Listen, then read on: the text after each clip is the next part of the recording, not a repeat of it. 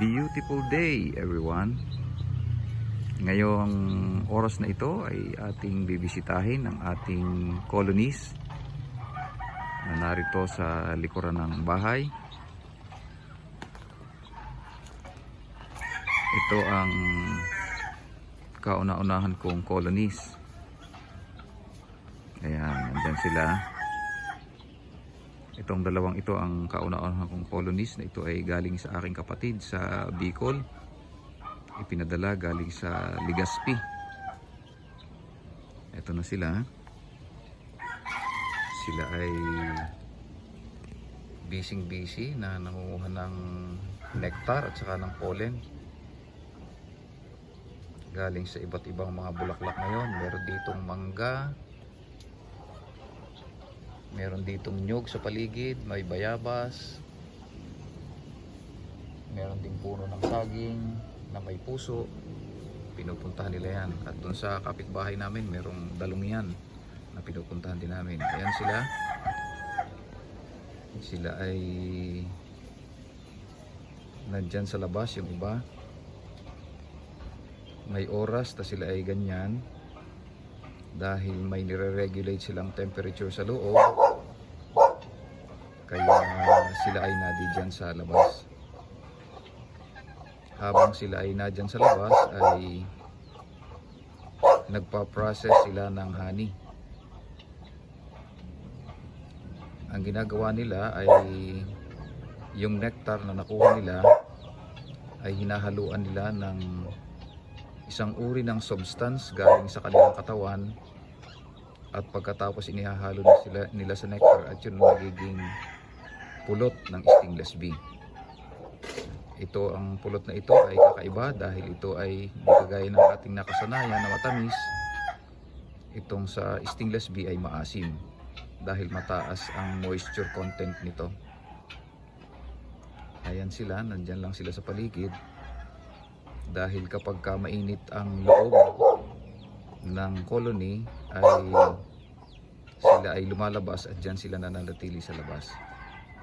Pagdating ng hapon, sila ay uuwi na sa loob at sila ay mananatili doon sa loob para hindi naman sila kainin ng mga predators. Yan ang aking unang dalawang hive na nanggaling pa sa Bicol, sa Legazpi. Ito ang una kong inilagay dito. Hindi ako makapaglagay ng madami dahil sa paligid walang madaming makukuhanan ng pagkain, kaya ito lang munang aking inilagay dito. Pero later on nagdagdag uli ako ng dalawa. Aking inilagay doon sa ibabaw ng poste ng bakod. Ayan, yung poste na yan na kinakabaga ng blue ternate. Kaya lang ay nawala dyan. Tinalian ko siya pero nagato na yung tali. At noong bumagyo ay nalipad yung buong box ng colony at nahulog sa tubig. Mabuti na lang, nagsusurvive pa siya, napalipat na lang ng tayo. Yung isang colony naman ay aking inilipat dito sa isang poste. Dito ko inilagay. Kaya lang, nung magbakod sila dyan sa katapat, yan nakikita nyo ang bakal, ay napalipat siya. Kailangang ilipat dahil magbabakod yung kabilang lote. Kaya naglagay dito ng silya sa bandang babang ito. Pero dahil siya ay medyo malayo, naligaw na yung iba, hindi na nakauwi.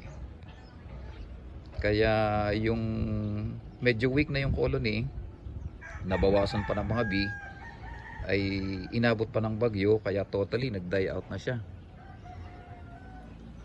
Kaya na-transfer yung box hive dito sa kabilang area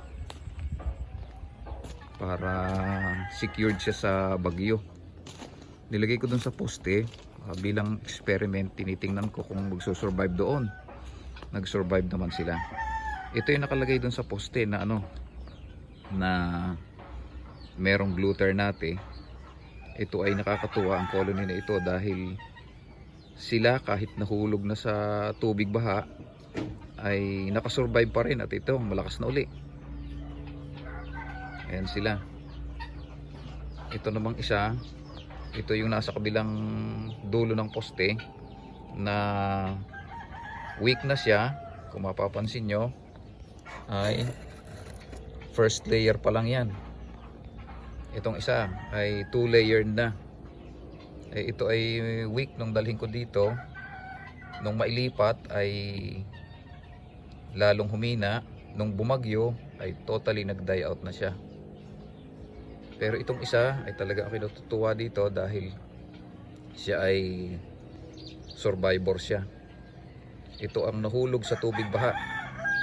Lumubog na ito sa itong kahon nito sa tubig baha. Pero in spite of that ay siya ay buhay pa hanggang ngayon at malakas ang kanilang colony.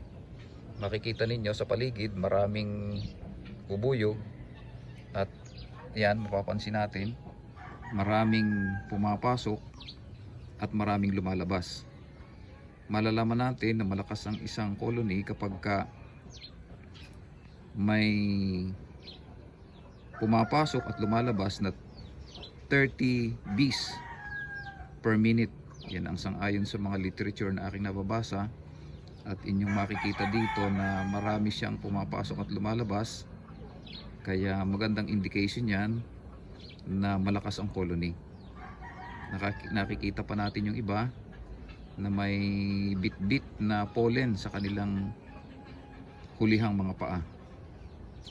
Yun ay meron silang pollen sac doon sa likod ng kanilang paa.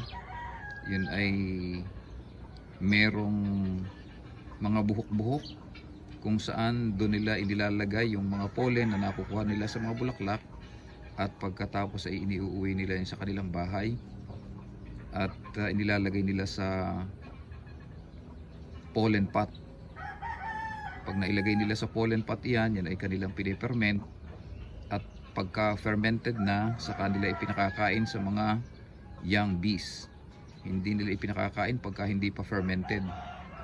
Iniintay muna nila na ma-ferment tapos sa kanila ipinakakain sa kanilang mga batang bubuyog, yung mga kalalabas pa lamang ng brood chamber nila. Yan sila, patuloy na pumapasok at lumalabas.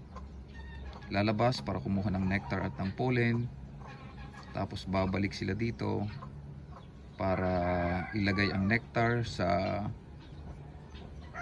honey pots. Pero bago nila ilagay, ito muna ipinaprocess nila.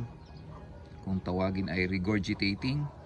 Mapapansin nyo yung mga nasa labas na yan ay merong pollen sa bibig nila. Pagkatapos ay hinahaluan nila ng isang uri ng substance galing sa kanilang bituka. At pagkatapos ay yun ang nagiging honey na inilalagay nila sa mga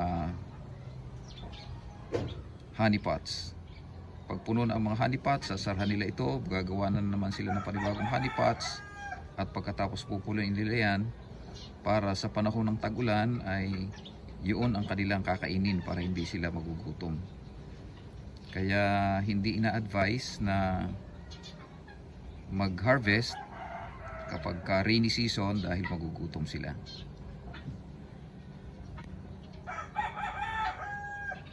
Ang pulot nito ay masustansya.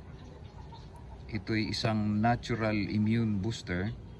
Kaya ito ay maganda na i-take natin sapagkat ito ay natural na magpapalakas ng ating katawan. Marami pang mga benefits na dulot ang honey nito.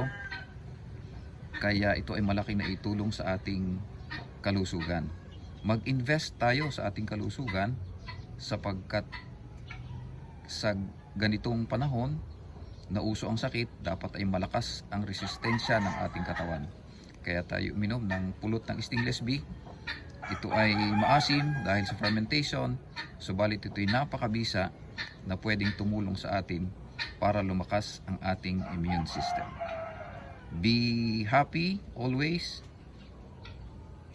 be healthy, and preserve the stingless bees. Be a beekeeper today.